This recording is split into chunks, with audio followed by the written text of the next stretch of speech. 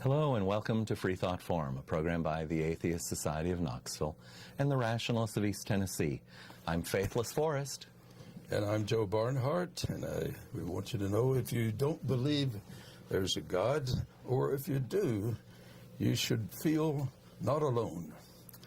This is a program for open discussion and friendly exchange, and it's for people who want to explore life without the notion of the supernatural.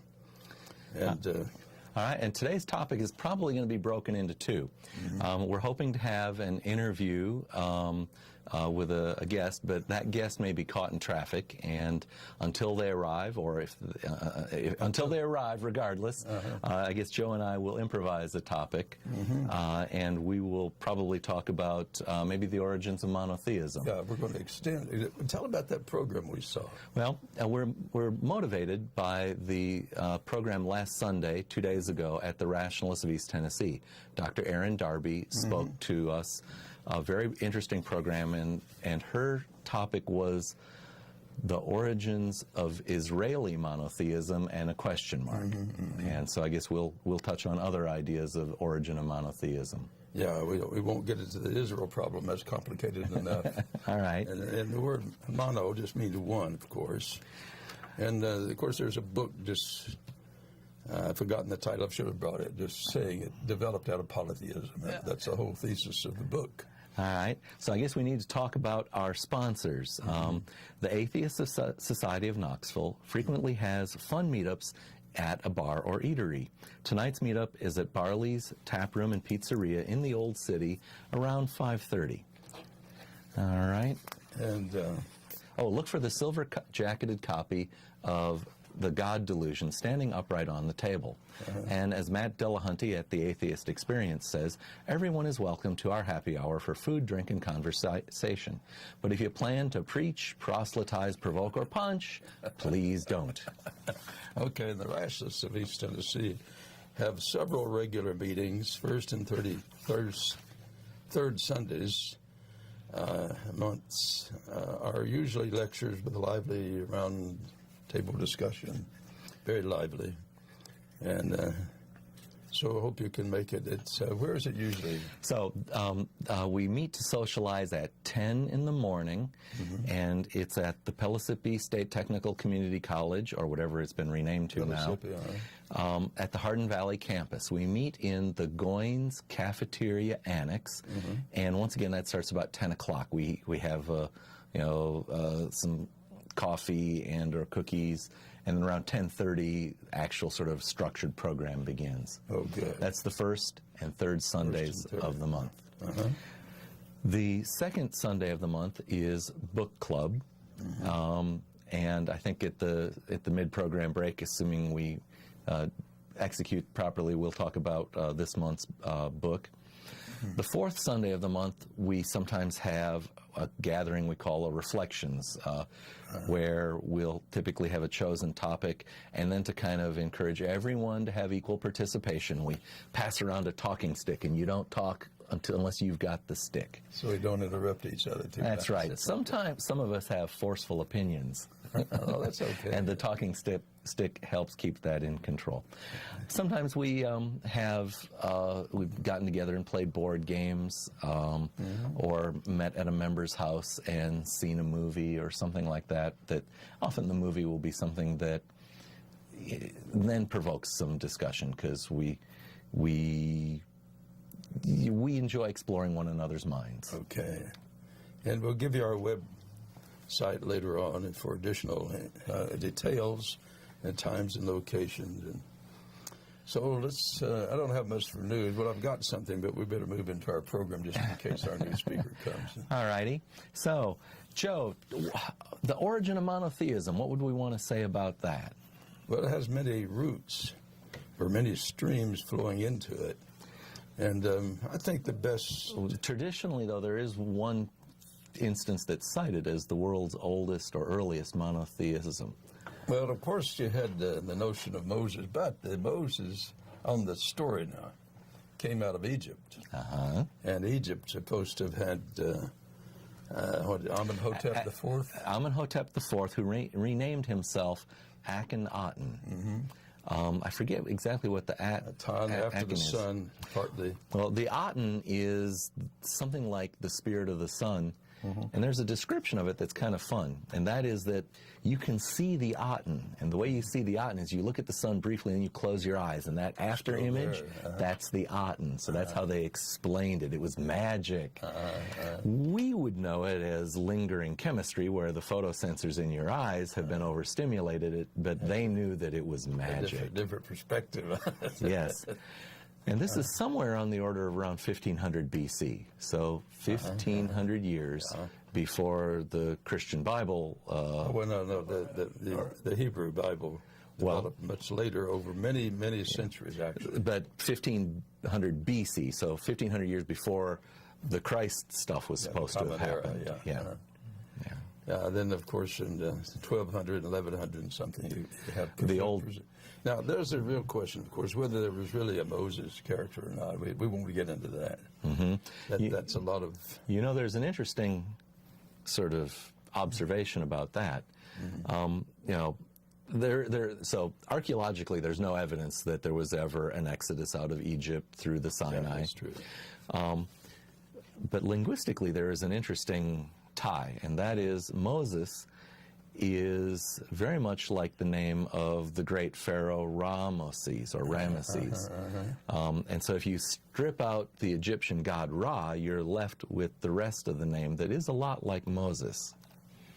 Come to think of it, Margaret Morris in Michigan has a book saying that the story was a spin-off of the second son of Ramses II. That's her. I'll confess, I don't know. I can't recall the name of the second son. Do you know? I can't remember either. Her point is that these are mythical stories, and like all myths, you have some root, and then you add on, you add on, you add on. I read a great book on the.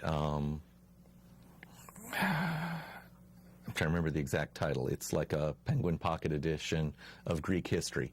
And the preface of it talks about how all of these things these things often emerge like this: pure myth, then legend, and then history. And by pure myth, we mean things that are absolutely made up. Legend are things that are maybe based on some truth around which myth has been built, and then finally things that are, you know, beginning to be historical.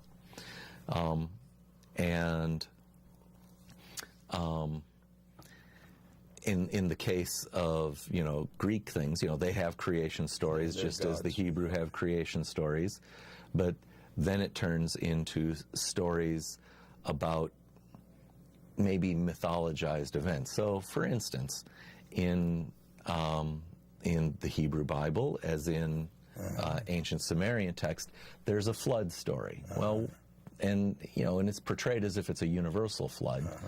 And you know, well, there's of course not merely no evidence of there being a universal flood. There's evidence against there being a universal flood. But certainly, if you lived in Babylonia, on the Tigris or Euphrates rivers, you know, you'd have within a human lifetime, you'd probably remember a few very impressive floods. Yeah, you've got two big rivers out there. And they're shallow. And so when you had big rains up in the mountains, and it's going to come down spread out, and it's going to, you know, inundate your city, and you're going to have to retreat from the city for a while till it recedes. And so the point being is that flood stories become, they border on legend. They're based upon something that happens in the real world, but then gets embellished. Okay. So in some ways, it starts with fact and fiction blended together. Yeah. And then it becomes and legend. The preface to the pocket edition of the Penguin Greek history called that legend. Yeah, and the redactors. And the speaker pointed out that people take the same story and then rework it for their theological or political reason. And so the same story gets reworked and reworked and reworked. And in the case of the Gilgamesh flood story, they had a polytheistic worldview. And so what they had is one god who wanted to destroy humanity, And another god maybe thought that that wasn't such a good idea, but the god who wanted to destroy humanity had forbidden any of the other gods to warn humans. So I wish I could remember the name of the god who did. So one god came down to Earth, and rather than warn humans, he walked up to a post and said out loud, "I'll do it here. Penn, there's going to be a great big flood. Might be a great idea if Joe were to build an ark and take his family on board it." And so he technically met the letter of the law. He didn't warn the humans, but the humans got the message. Yeah. I think the human was Utnapishtim. I think that's how it's pronounced, which is, it's a fun word to say, a fun name to say, Utnapishtim. Nothing like Noah, though. Well, you have the reason I think they developed polytheism is you have a lot of functions, and you have the problem of suffering and evil. And that's a big problem in the Hebrew Bible. And they came up not with another God, but they had the adversary, and the book of Job is the adversary who makes a deal with Yahweh, or the God, and on Job make a bet. Yep. To inflict him with a lot of agony. Now, that's a way of trying to explain evil if the deity is in control. It's not very good. And I think our speaker had pointed out that's a prologue, and the real book of Job is much better. You take away that prologue, which is trying to come up with some cosmic picture, whereas the book of Job is just raising questions, saying, here I'm a pretty I'm good suffering, man, and I'm why? Still not being treated well, and contrary to the typical view that if you live a righteous life, you're going to prosper. And he's actually challenging the standard theory of the time.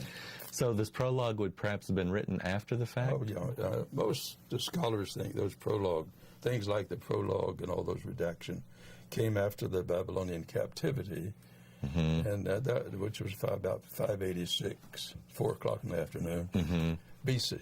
And then after the captivity, then many years elapsed when they came back.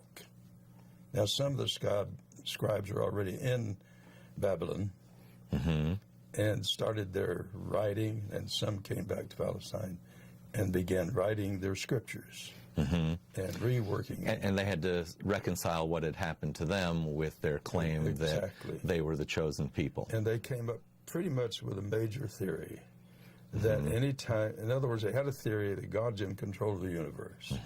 That was an early theory. And that if you're good, then you get rewarded. Well, it turns out it doesn't work out that way. And so what they came up with, like Israel got defeated a couple of times, northern militarily, yes. One in 722. One kingdom. And this would be the Assyrian Empire came from the north and captured northern Israel. And that's 722 or so. All right. And then 586, the southern kingdom. And this would have been Babylonia from the east came in. Right.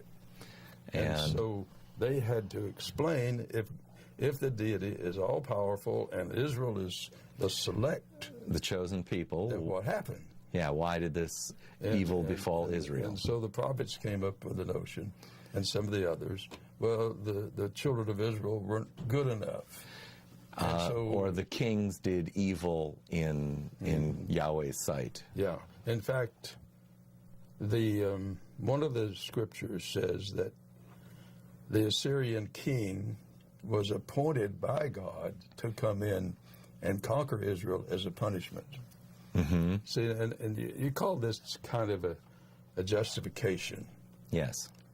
In other words, your original theory broke down. Does the word post hoc explanation come to mind? Perfect. Yeah. Now that means you have to revise your original theory. Yes. And you've got to bring you see in science this happen. You have to revise your theory. And so here you have. As a scientist, I want to point out one important thing, and that is that science doesn't claim that we were born knowing all this. Science is a method by which we, so to speak, ask questions of nature, and the best result is to get an answer in a sense that, sorry, when we say the best, the delightful thing that happens is when you ask a question and get an ambiguous answer, because then you realize that you need to improve your question, and that the result will be greater insight. Good. Yeah. You know, when the result of an experiment designed to test a theory, you know, comes back and confirms it, that's so to speak nice for the theory. But better yet is if you can find something that says, well, it worked in this and this and this case, but here it still doesn't. So that says there's more to learn. Or better yet, we now have something to guide us from where to learn. Yeah. Joe, we're getting a call. Okay, we got a call. Go ahead. Yeah, this is Charles from Central Illinois. Hello, Charles. We don't have a call screener. You're on live. Give us your question or comment. I was reading, I can't pronounce her name, but she, one name, Arcturus S., but she's also known as D.M. Murdoch. And she was commenting on how the Hindu god Krishna has many of the attributes given to the monolith God of Israel, and his claims of how the three principal gods of Hinduism, let's see, or not Orisis. There's a Shiva, I think I've heard of. Shiva, Brahman, and Vishnu were in fact nothing more than aspects of himself. And this was written at least 500 years before the oldest known copy of the Old Testament. Okay. Or any claim thereof. So it seems that monotheism arrived in several different places. And in Egyptian mythology, there was one supreme god called Atum, who created the universe. Yeah, Okay? Brahman. And all the deities therein. Brahman Atman. Yes. Well, the Raman is, I think, a hybridization that happened later. Yeah. But Atum is much older than Raman. Sure. Okay? He was linking himself to this supreme ancient being that was basically like a deitist god. Okay? Who created everything but wasn't directly involved in anything else. Yeah. So I guess this kind of scenario here is that even in the polytheistic societies, there was often a principal deity that was maybe either a father figure or a boss figure. I know that happened in the Greek theologies as well, that Zeus was kind of like, he achieved the boss position by essentially beating up all the others, and it was a show of force. King of the gods, yes. Yeah, it's and there was a lot of other elements in several of her books on how, like you said, if you stare at the sun for a second or two and close your eyes, you'll see the holy image of Aten. Aten, right? Yes. Okay. Well, a lot of the deities and powers, supreme powers for all, a lot of them were considered sky gods or the sun god or the creator of the sun. So that's a part of what I think is where monotheism may have began its roots. That supreme being up above. For instance, there are many statements about spirits and demons and angels and things like that in the Old Testament. So if there's only one God that can do anything and everything, how come he keeps having these, angels going around doing his bidding when he can do it himself? In other words, why does he send two angels down to Sodom to meet with Abraham? Lot is where I was going. Okay. It seems sort of like kind of weird that he's got these intermediaries. It does not seem completely monotheistic, let's say. Yeah. Well, exactly. So Charles, elements, yes. There was an interesting point that the speaker at RET made, and that is that we began the discussion by talking about the world's oldest monotheism, for which there's very explicit evidence, is Akhenaten, but that's like 1500 BC, and the actual literature that ends up in the Old Testament that looks finally like let's say, an enforced monotheism or an agreement that monotheism is the way it should be, is really post-Babylonian exile, so it's 500 some BC. There's 1,000 years that passes. And her argument is that it's, in a sense, an independent invention. It wasn't like there was some little seed that came out of Egypt with this idea and preserved it over that whole period of time. Yeah. Yeah, what's I understand it. Okay, well... From the show you had on the lady that was giving the explanation, the Old Testament as it exists now didn't even exist until around 200 BCE. And so there was probably a long, drawn-out, convoluted fight over, before that, starting around 700, as she pointed out, on who was and wasn't the God or gods of Israel. So, okay. As it is now, it's, okay. like you said, 15 to 1700 years after the first elements that we know of. Yeah. Okay, well, thank you, Charles, for calling in. Appreciate it. All righty. You helped us move the conversation along. Well, the whole point was that monotheism had many threads going into it.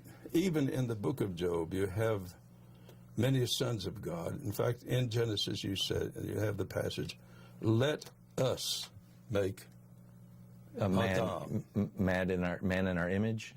Yeah, No? male and female. Okay. Now, the word Adam is the word humanity, really. Okay. And then the second writer, the J writer, takes that humanity and turns it into a proper name, Adam, and then makes a story all its own. But originally, you have Elohim making humanity, and humanity in our image is male and female. And it says, let us make man. So that has a long tradition to it, it seems. Wow. So using the plural for the deities as well as now both genders. Yeah, and so a lot of the contemporary monotheists says, oh, that's just a plural of majesty. But I think that's bootlegging several centuries back into it. All right. Rather than well, Joe, apparently our interviewees have arrived. Oh, great. And maybe what we could do is we could move to our mid-program break just a little bit early, and we'll try and get our interviewee in here. Okay. All right, viewers, please watch this message about the sponsors of this show while we get today's actual guest with us here in the studio. Yeah, bring them in. If you live in or around the Knoxville area and are questioning your religious beliefs or simply believe in one less God than everyone else, well, you're not alone. The Atheist Society of Knoxville is a fun and friendly group of people just like you that meets twice a week at a bar or restaurant. We meet every Tuesday night following the show at Barley's Tap Room and Pizzeria for happy hour. You'll find our group either inside or on the patio. Look for Richard Dawkins' silver-jacketed book, The God Delusion, standing upright on the table. On Fridays, we meet at Agave Azul or the Beard and Beer Market. But if you plan to preach, proselytize, provoke, or punch, please don't. We all question what we believe at one point in our lives. If this is the time for you, come join us for food, drink, conversation, and fun.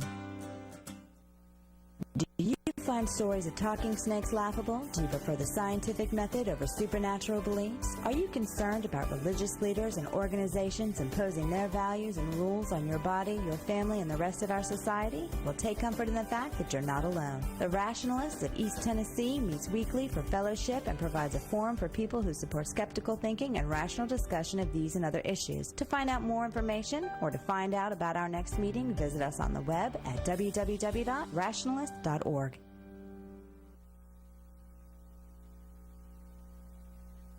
It looks like we're back. So, in case you're just tuning in, this is Freethought Forum, a program by the Atheist Society of Knoxville and the Rationalists of East Tennessee. Shows are live most Tuesdays from 5 to 6 p.m. Eastern on Knoxville Community Access Television, Channel 12, I guess that's, or Channel 194, depending upon your local cable network. Tell your out-of-town friends they can see us streaming online by watching ctvknox.org. This is a call-in show. We're live today, March 3rd, 2015, and viewers can call in now at the number on the screen under our table there with comments or questions.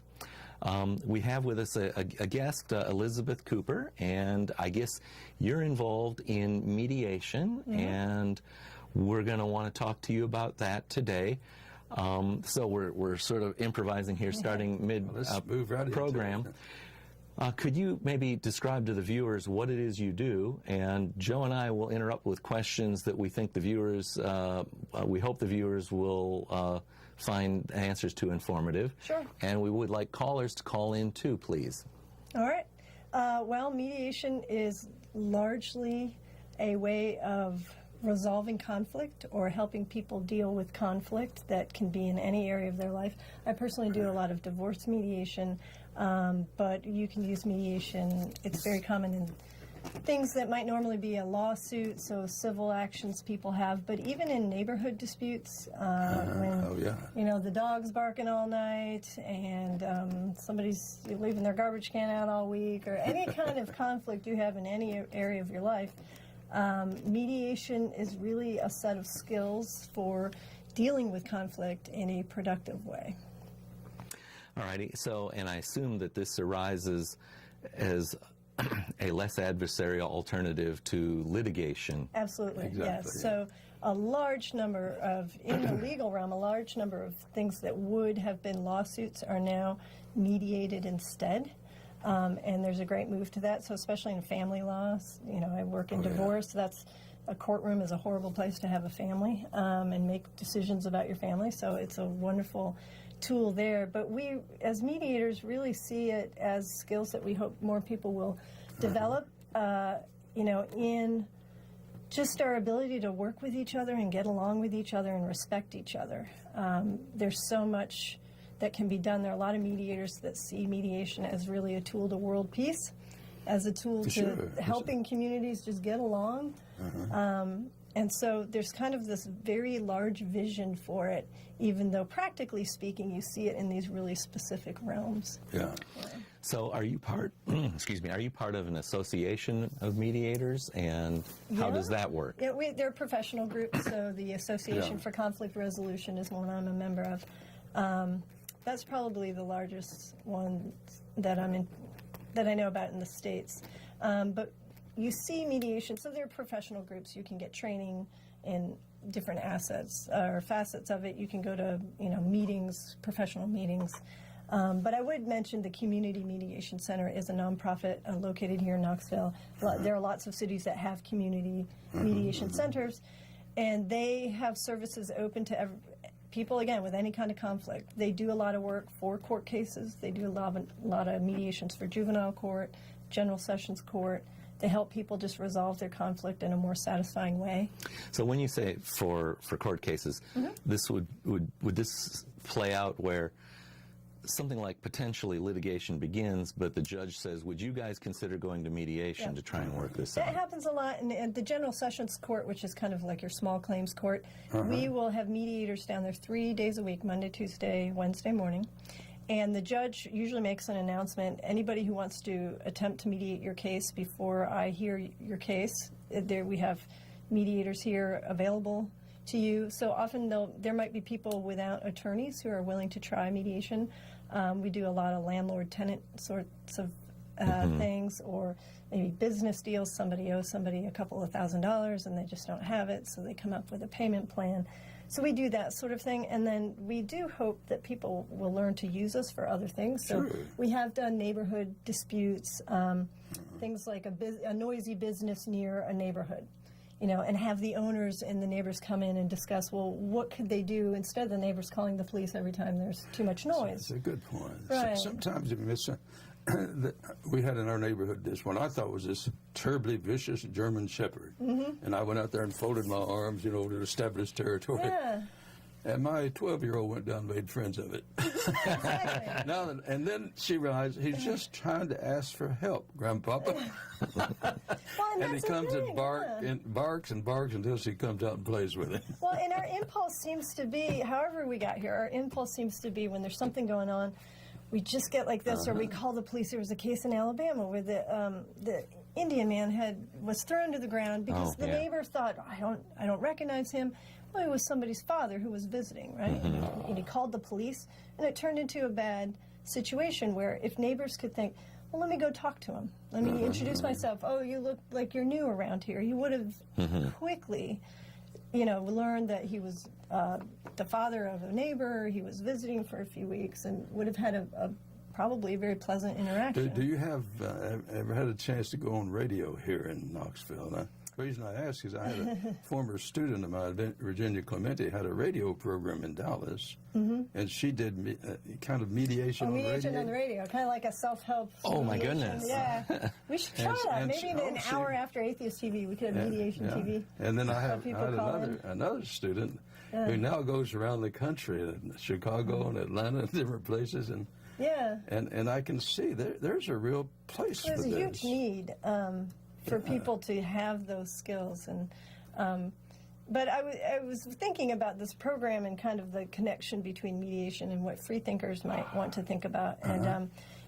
for me, I got trained in 2007, and so I'm still working on it. It's always a developing thing. But one of the things when you're mediating conflict is you want people to start to accept that you're not going to convince each other that you're right and they're wrong. And that's where a lot of conflict is. Everybody has their own perception and their beliefs, and of course everyone thinks they're right, otherwise you wouldn't think that. Oh, yes, by definition. Right. That's because they have the model that it's like a basketball team. Somebody's got to win and somebody's got to lose. Right, and it's just not going to work that way. And that there's a lot of situations where someone's not going to win. And you're not going to convince each other to say, oh, yes, you're right, I totally accept your view now. And, when we meet people, when I meet neighbors and they have religious views and I don't, I would never in my wildest dreams think, well, I have to convince you that you're wrong and I'm right. That's crazy. But in a way, those positions do get us into conflict. And so, instead of looking for the differences, looking for commonalities, we both have similar goals. We both want safe neighborhoods and we want to help each other. We have very similar values. It is interesting. You can have greatly diverse broad viewpoints, but on the specifics you can find lots of points in which you need each other. Right. And need each other's support. Absolutely. I mean, in my neighborhood, a lot of the families, their kids are, they go to Sunday school regularly. Mine don't, but we're still trying to teach our children the exact same values. Exactly. And so appreciating that, I think, will go a long way to people, reducing some of the negative conflict that we have. Yeah. So in other words, you're saying we don't have to always agree on everything just to get along. That would never happen anyway. Otherwise, you'd just marry yourself. Yeah.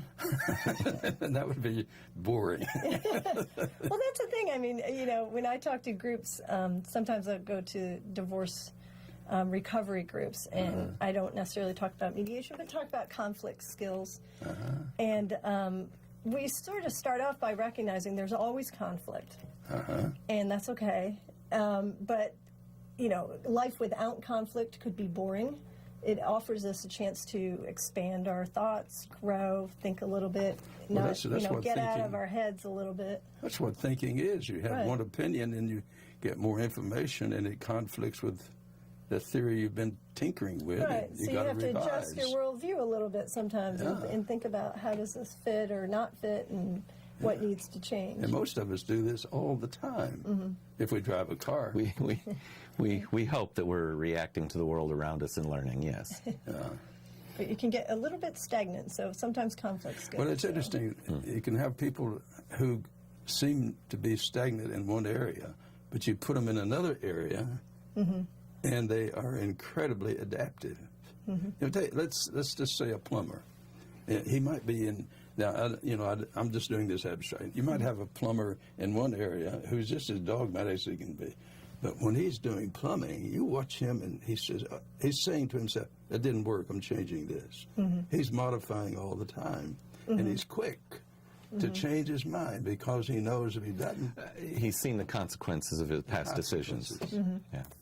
That's interesting. So you mentioned that you do mediation, especially in family-like environments.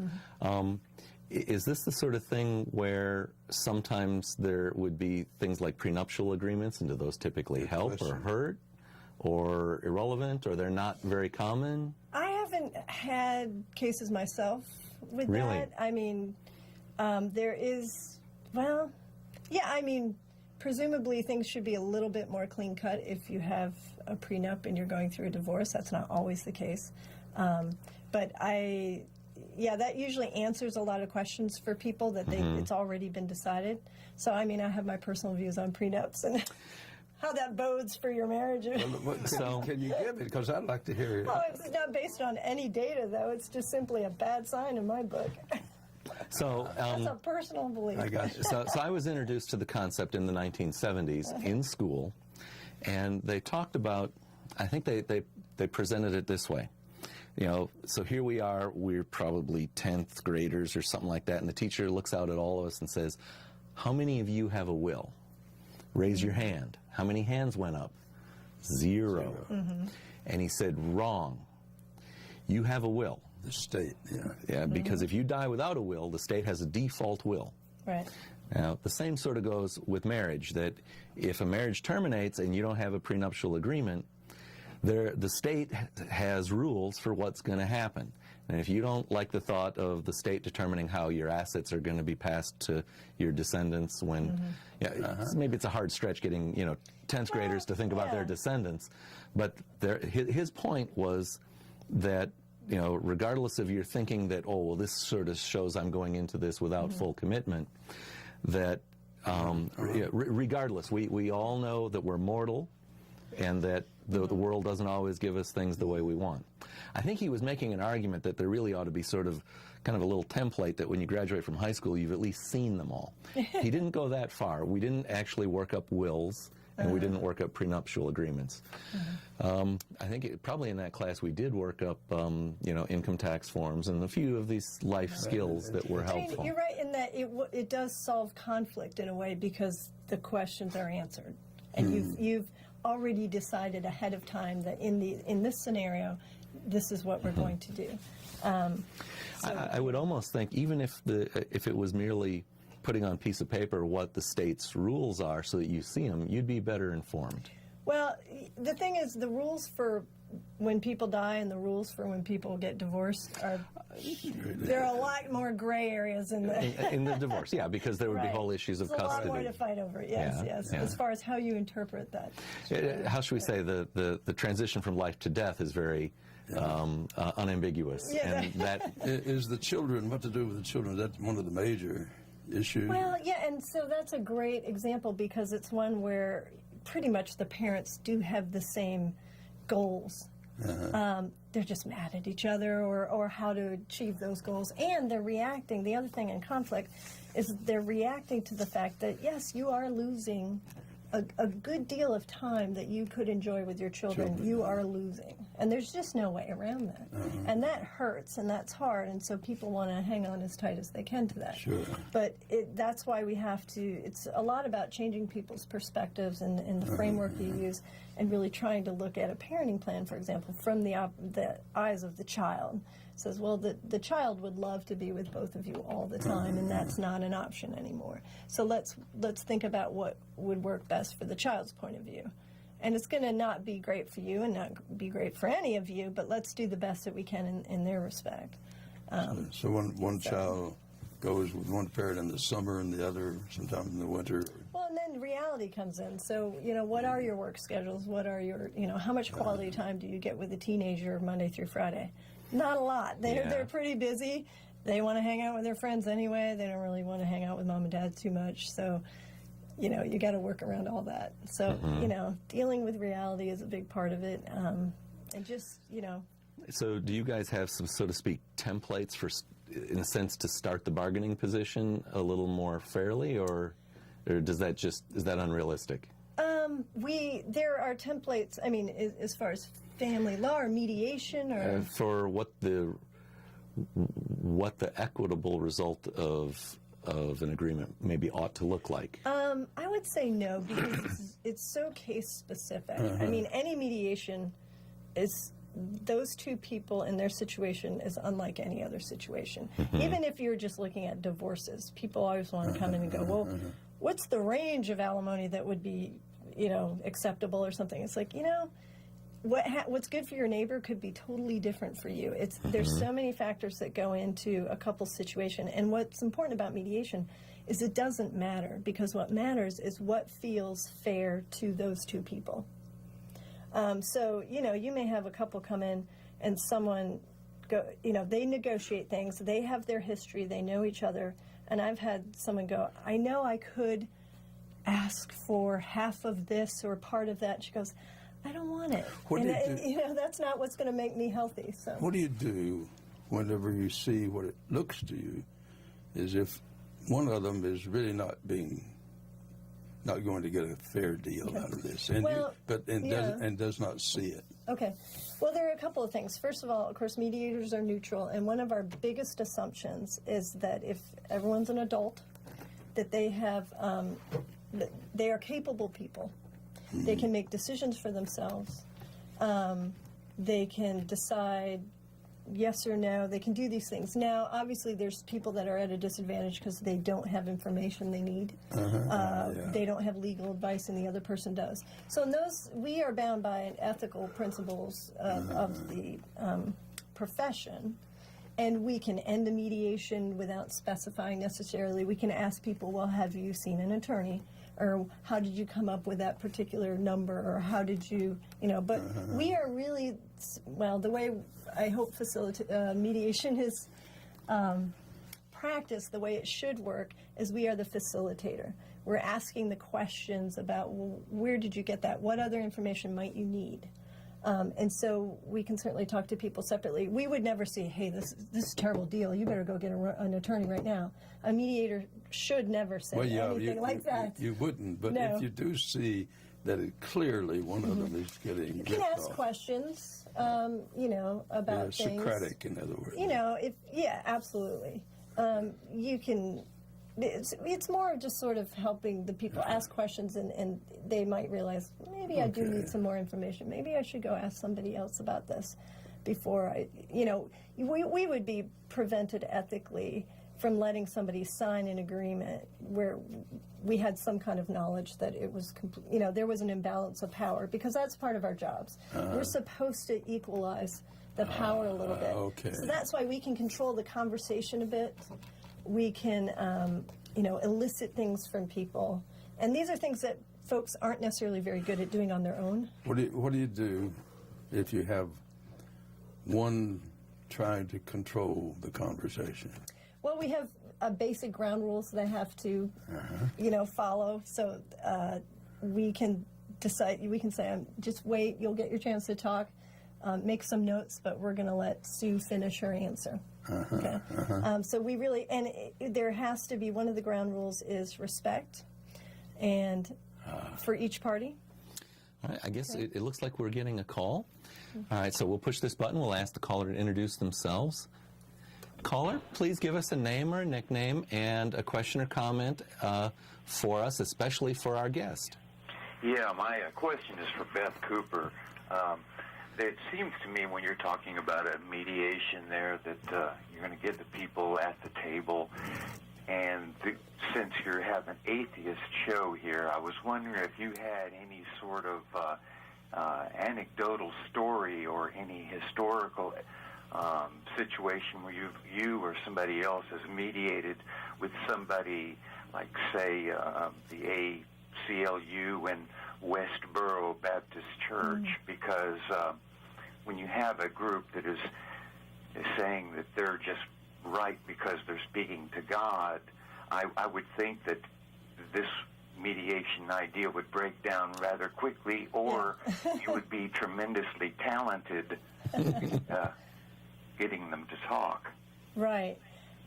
You bring up some good points. Mediation is voluntary. So the parties have to be willing to come to the table. Now, we do have plenty of court-ordered mediations, but still, once they get to the room, they have to agree to the ground rules.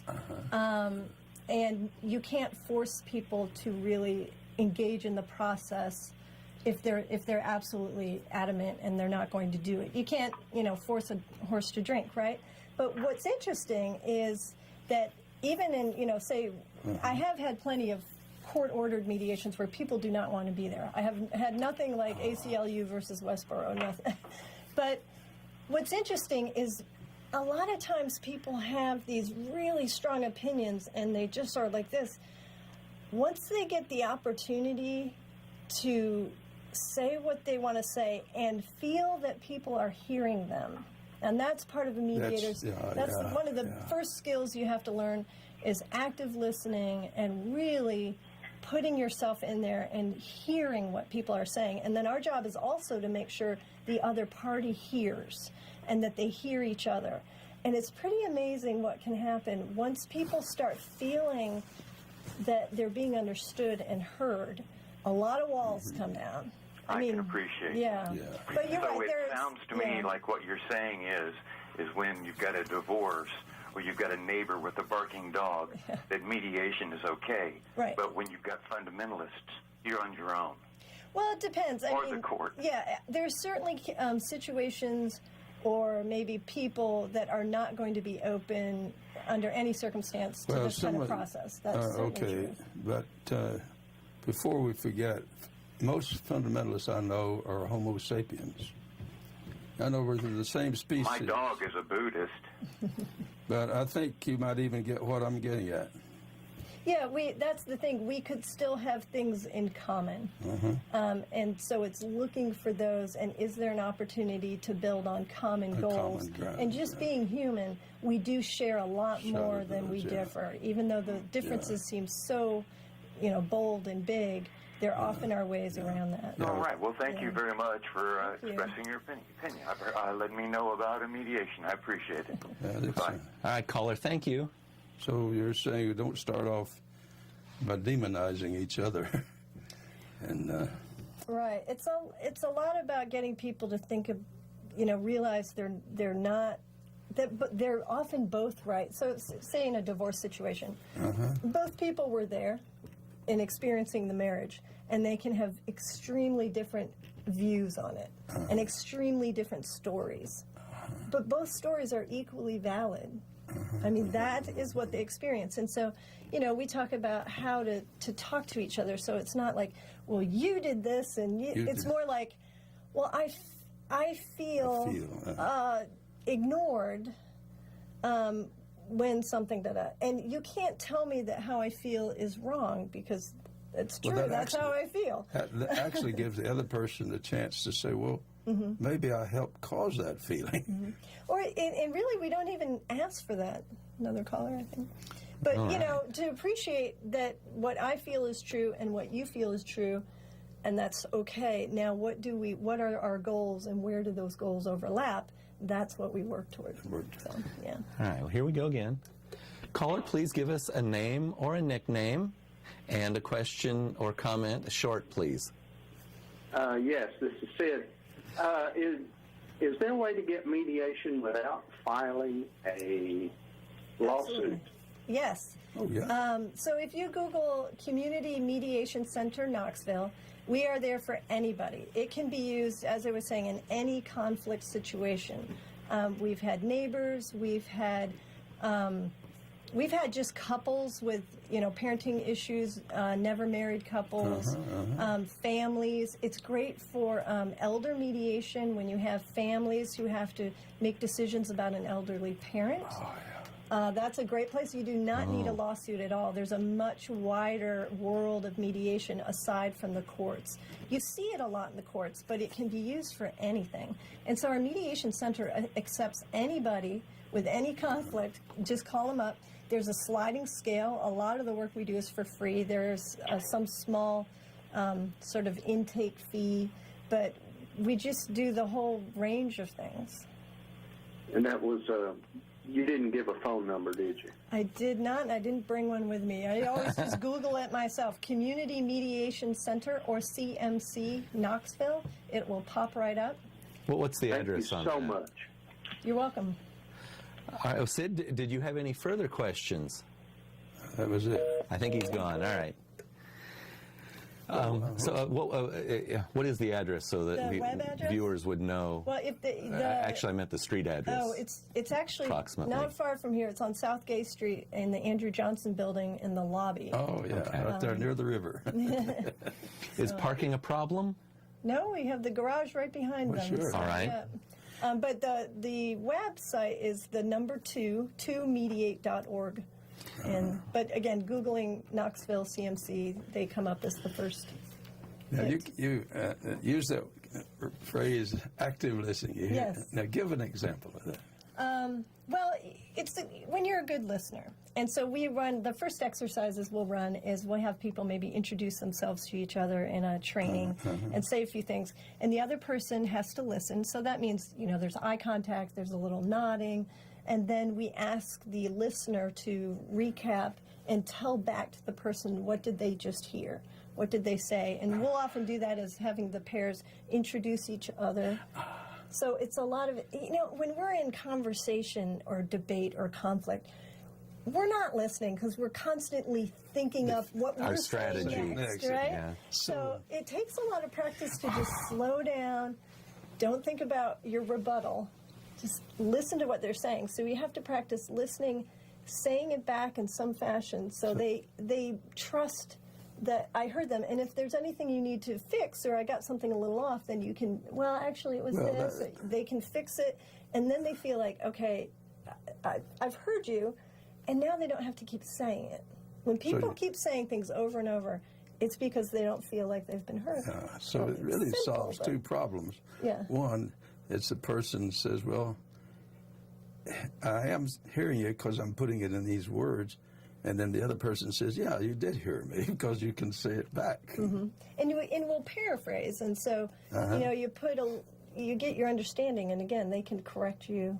If you misunderstand. Or, and if we infer something or interject something, they will say, well, no, that's quite. not what I said. Or, I was going to say, if you paraphrase. paraphrase it and it's different, you've added emphasis, and that maybe uncovers misunderstanding. Yeah.